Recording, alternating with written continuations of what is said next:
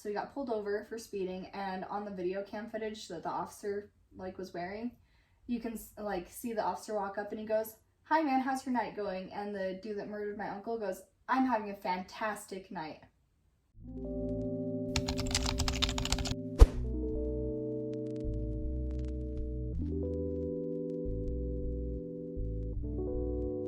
Welcome to It's Our Destiny To Be Shady podcast. Today we'll be talking about when my uncle was murdered and the things following that. So this video will have trigger warnings for murder, family death.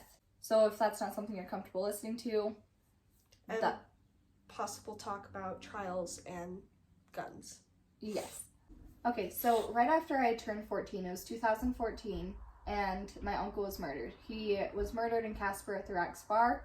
He had gone out for his 24th birthday, and they were having a lot of fun, and he was out with his friends, and he was 24, it was his birthday, so he had gotten pretty drunk. The bar was closing. His friends went to take somebody else home.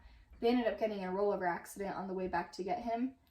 And so he was passing out on the table. The bartenders and everyone was like, "Hey man, you gotta wake up, you gotta go home, we're closing down for the night." So he's like, "Okay, no problem." So he goes and he looks out the window and he sees a vehicle out there, and it had been storming. And the vehicle that was out there looked like his friend's car. Sorry, because it was in wintertime, wasn't it? This Yeah. took place. Okay. Yep, it was blizzarding because it was wintertime. So he sees a vehicle that looks like his friend's vehicle, and he's like, "Oh, okay, they're out there waiting for me." So he goes and heads toward the vehicle.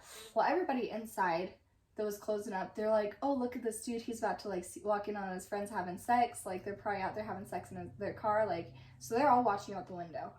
Well, my uncle goes and I think he goes to open the passenger door and it's locked. So he's like, "What the heck? Are they playing a joke on me? Whatever." So he goes around to the driver's side and he bends down to tap on the window because he thinks it's his friend's car. And the man inside of the car had just shot my uncle through the window. So my uncle dropped to the ground and there was people watching everything. They ran out to try and help him and he ended up losing his life.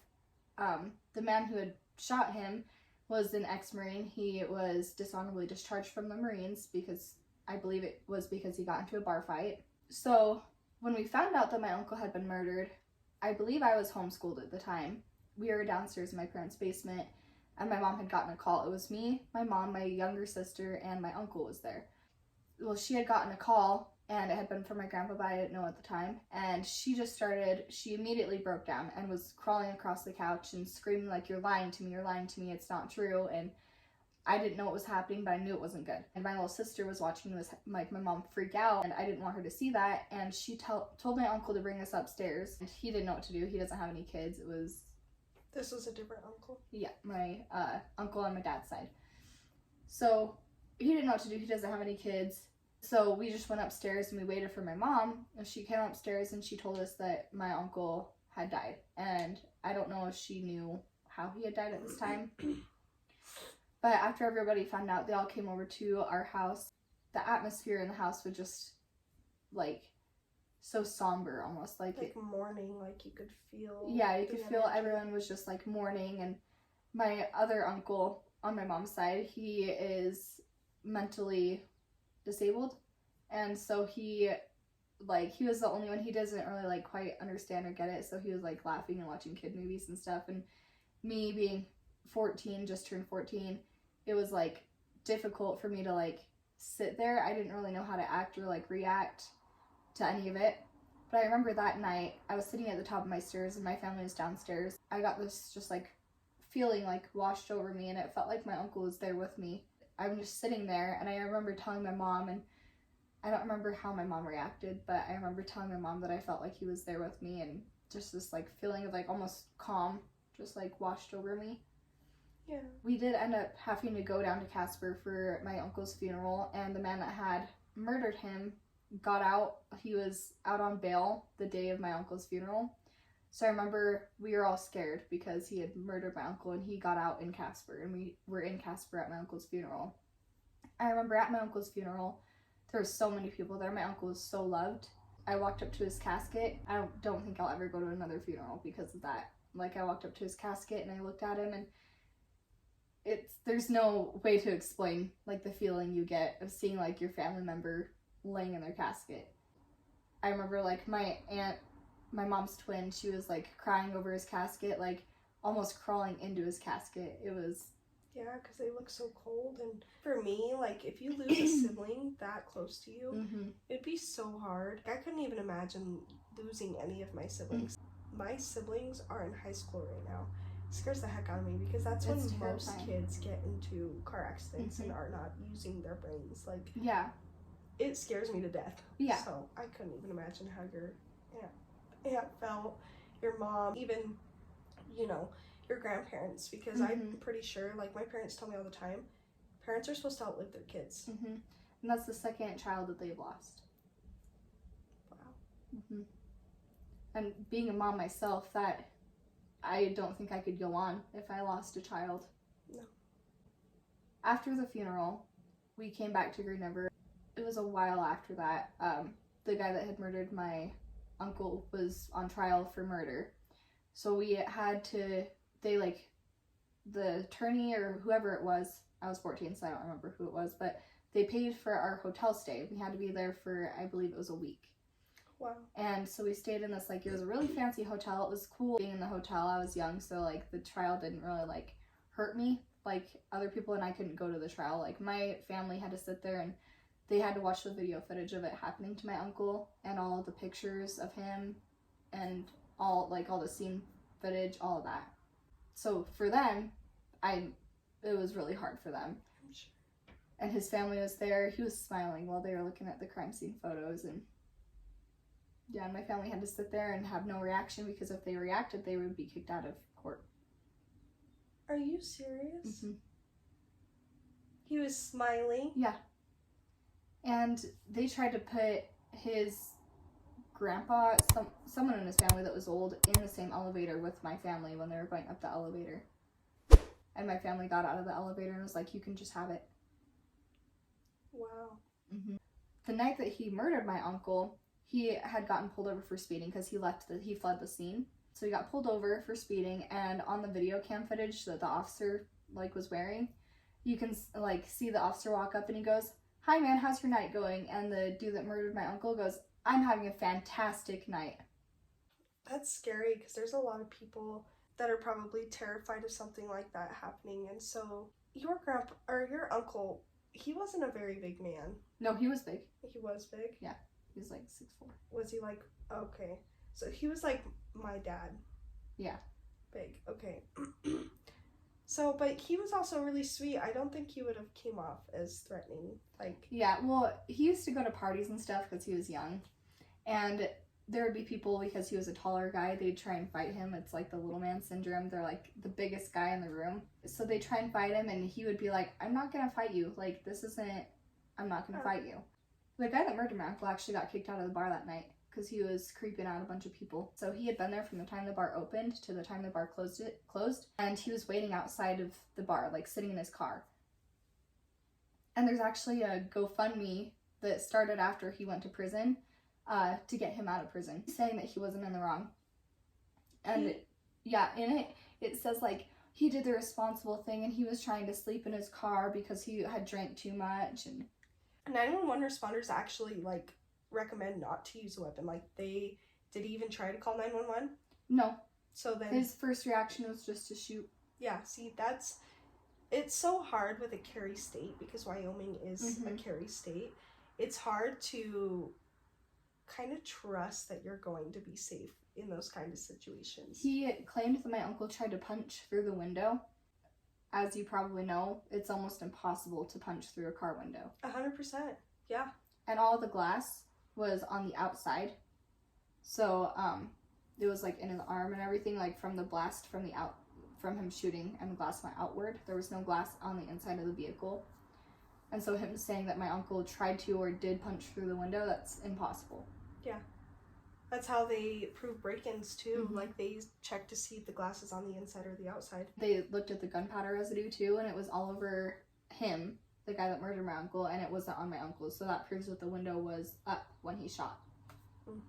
Like, if he didn't even try to call 911, then... Or he was in a car, he could have drove away. Yeah, 100%. He could even have gone down the street. Like, there are people who drive here drunk all the time. Not saying that, like, we've ever done it, or like condoning it, but anyone that we've known has done it, but well, there has been the known. fact that he had been kicked out of the bar, I'm assuming it had to have been hours before the murder had happened, because he was creeping people out. He got kicked out of the bar, and then he sat outside. So he should have, unless he was drinking in his car, he should have been sobered up a little bit. Enough to make sense of where he's at and where he's going to be going. Yeah. Because that is a very, like, hush-hush situation, I feel like. That's what I don't like about this system that we have here, is they're very hush-hush about the whole thing. So. But when the trial was going on, I had to stay back, and I was watching my youngest cousin, my mom's twin's son. And I remember she gave me her card one time to go, because there was a little restaurant in the hotel, to go down to the restaurant and get breakfast. So I went and we got breakfast, and the waitress, he was 2 at the time, so he was rambunctious running around. She had grabbed him by his head and was steering him by his head. I looked at her and I was like, "Keep your hands off my son." And she actually thought that it was my son, and her face was like, "Oh." And so we sat at the table and we ate and everything, but I had to watch him a few different times while we were there. Yeah, like, and you don't touch other people's kids. I'm sorry, yeah. You just don't. Like, well, it made me so mad, because I'm protective over any little kid, that I love, and so I was like, "Don't touch him." 100%. Like, you don't need to do that. No. And it wasn't like he was running, everywhere. Like, he was just being a little bit rambunctious, and, Yeah. And, like, you as an adult, you don't just see a kid and be like, "Oh, I'm going to put my hand on your head and turn you." Like, what the heck? Yeah. No. I remember walking through the halls of the hotel, and it was around Christmas time, I believe. So it was like they had lights and trees, and it was beautiful. And oh, that's good. Me and my family, they had like a terrace inside. It was an area that was like set aside for private events. We weren't actually supposed to be up there, but me and my family, we like snuck up there, and we were all sitting up there, and it was actually really cool, because it's like the hotel was huge, and it was like the hallway down here, and then you went up these stairs, and it was like a little terrace area with tables and stuff. Wow. I'm sorry that happened to your uncle and that you had to go through that. I remember when we had gone over to your house and you had told me what had happened. I just remember you pointing to the picture frame on the wall right between the door and the window of your house and telling me that uncle had passed away. And I was like, "What do you mean?" Because I had never met him before. I'd never even seen him. I didn't know he existed. Yeah, because he lived in Casper. Yeah, so it was like crazy to me to hear that someone so close to you, and you being so young, had passed away. For me, I'm just like, well, that's crazy, because I've never really heard of anyone passing away in your family. Like, it's always just been my side of the family that's passed away, and I've had to travel and go deal with that. But like with your side, this is a first for me. Especially him being murdered, because it's not like it's common. Murder's common, but like for that to be that close to my family, somebody that like I knew and like loved was actually murdered by somebody is insane to me. And that actually, like, in high school we had like a debate whether we believed in the death penalty or not, and I remember that like came around to me. I didn't know how to respond, and I told him, I was like, "I don't know what my opinion is on that, because I have had somebody that I love be murdered, so I don't know if I would, being Christian, I don't know if I would want somebody to die for that, but it's almost like an eye for eye, you know?" With that, you've known them almost your entire life, and then all of a sudden they get taken away from you. Like, that's not a privilege that any man should be able to hold. I think it's messed up that man was able to hold that privilege over your family. Not saying that it is a privilege, I'm just saying that if he, obviously he murdered your uncle, to him it felt like a privilege. Yeah, like it was something that he was okay, and like to him, when cops go through all their training and stuff and they end up shooting a person for the first time or whatever, they go through like weeks and weeks of shock. Like, it's traumatizing to them. And for that man to not feel trauma or anything like that, obviously he doesn't feel guilty.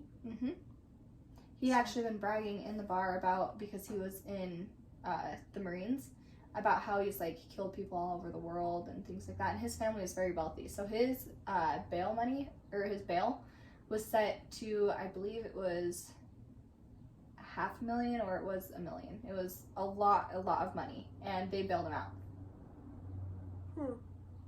Yeah. Sounds like some mafia type crap to me. Sorry. No, it does, and it's scary because he wasn't even from there. No.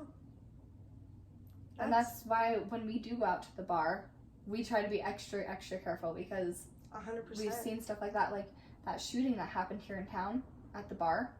Yeah. That's why, for me, I'm so scared to go to the bar because we are close in age and we're best friends and we're good looking, I'd say. So for a man to come up to us and then feel the need to shoot us because he was rejected, that scares the heck out of me because I'm a mom of 2. I would not want to leave my girls alone. Yeah, for sure. Ever. Like, children need their moms. Yeah, their and love. Was it 2 or 3 women that ended up losing their life at the shooting here in 2 town? women and a man. The man, I used to work with him at the high school, actually, and he's still alive. Okay, so 2 women lost their lives, but 3 people were in the shooting.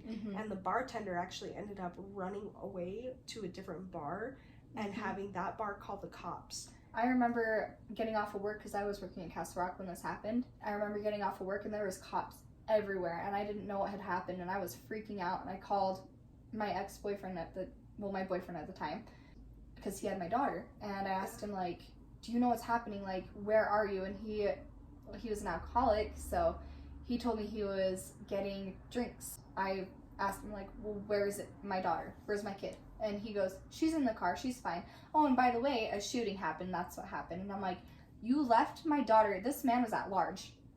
He on the run. And I was like, you left my daughter in the car so you could go buy alcohol when you knew there was a man on the run for just shooting and killing people. Yeah. Like, are you kidding me? This story reminds me of the time there was this guy up by Taco Time, okay, and all over Snapchat, because this was back when we were in high school, we all had Snapchat, and this guy had taken it upon himself. He was threatening to shoot people down at like the river area, at the shooting range. He was threatening to shoot his friends, so his friends called 911. He took off in a vehicle, went up by Taco Time, and the cops had found him there and followed him, and there was a whole shootout between the cops and that guy. Yeah, and I remember seeing his face on Sweetwater Now, the arrest reports. Yeah. And he had a whole bandage around his face. You could see the blood leaking through it, like he'd gotten shot in the face. That is insane. And he had shot a cop. Yeah, it's crazy how, like, there's not much crime around here, but when there is, it's bad crime. Yeah. It's crazy. And we just live in a tiny town too, so it's insane that, like, things like that happen. Yeah.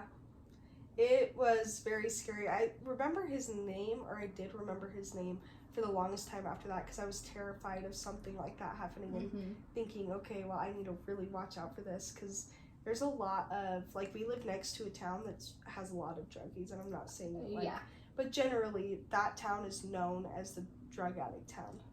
It says, in the morning, a fight occurs between a few Chinese miners and white miners at Rock Springs. Later in the day, white miners attacked the Chinese miners, set fire to homes, and killed approximately 28 people. Yeah, they called it the Chinese Massacre. You knew about that? Yeah. I never knew about that. No. My stepdad raged about it for the longest time because he was so scared about it. It happened, like, while we were in middle school, I'm pretty sure. High school. Yeah. It was recent. I did not know that. Yeah, it was not that long ago. There has also been, like, cockfights and dog fights that have been shut down between here. Did you hear about the sex trafficking that happened a couple years ago? No. There was a massage parlor that got busted for sex trafficking in Rock Springs. I do remember hearing about that, yeah. I remember getting my nails done when that had happened. My aunt had just taken me to get my nails done for the first time, and I was in high school. Yeah. Yeah, that's crazy. So it's so easy to just drop in, take something, and dip. That's why there's a lot of, like, you see vehicle burglaries. Not, like, vehicle burglaries are the least common. Yeah. But, like, trailers and dirt bikes and motorcycles and four-wheelers, stuff like that, they get stolen all the time. And this is another reason why I want to go live on land, away from everybody. Did you know that's why up on South Hill, that's why they put a camera there? There's a camera? Yeah, there's a little white camera on when you're coming down past the dump and taking a right onto Uinta. There's a little camera right there. Oh, I did not know that. Because people were taking all their stuff out of town and taking it up South Hill to take it wherever they needed to go, because South Hill's another, like, stopping point, because once you hit Kemmer, you can go to Idaho, you can go to Utah, so, yeah. It's crazy. Yeah. So it's just like, it's interesting to learn new things, but like it's not uncommon for crime to happen here, but it's also like, it feels like a safe enough town because it's so small. Yeah. But it's so crazy too, because like a lot of people think small towns are like so safe to live in, and it's almost like a false sense of security. And a lot of people here don't lock their doors. I always lock my door because of all the stuff that has happened here. And when it happens, it's bad. So yeah, because all I have to defend myself is a little broomstick. I will sleep with my broomstick right next to my bed so that if anything ever happens, I'll just take it and whoop whose ever butt is in my house. Another thing to do, like, is grab anything can be used as a weapon. Like, even my plants. Like, you can pick up a heavy pot and just be like, wham! Put yourself in your mom's shoes. How would you feel if that was your brother? So, if my brother had been murdered, it's hard to even imagine something like that happening. Like, I wouldn't want to believe it. Like, until I saw it with my own eyes, I don't think I would believe it. Mm-hmm.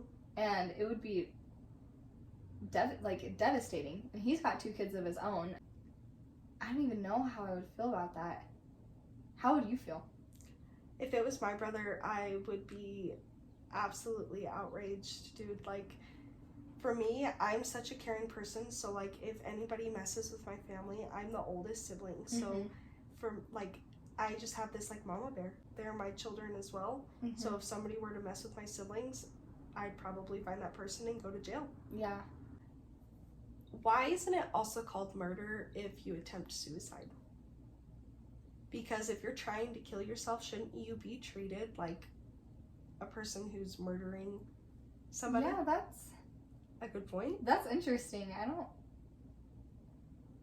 know. But that also brings up like assisted suicide. Yeah. Yeah, they actually have assisted suicide where like people with terminal illness and stuff, like with like medical physicians, they will do like assisted suicides. Oh. See, and I think that's strange because like, okay, if you were to shoot somebody, yeah, you would go to jail. If you were to try and kill yourself, why wouldn't you also, like, I get that people see it as like, oh, you need help and stuff like that, but it's also kind of, you've just snapped. Like, you're not thinking about yourself, you're not thinking about anyone else. Like, you can be dangerous to somebody or anyone around you. And I can have a point on that. When I was going through all my mental stuff and I had attempted on my life, I would never have hurt anyone else. Like, it was just me. And in that moment, it's kind of like an out-of-body experience to where, like, you're just acting without thinking. So, like, I can't necessarily say, like, everyone would, like, there are some people that snap and they could hurt somebody else. But for me personally, and I know other people, it's, like, not the same kind of thing. Okay. So, yeah, I don't know. It's just, like, an interesting thought because, like, if you're willing to kill yourself, who else are you willing to? Yeah. Thank you for watching. Bye.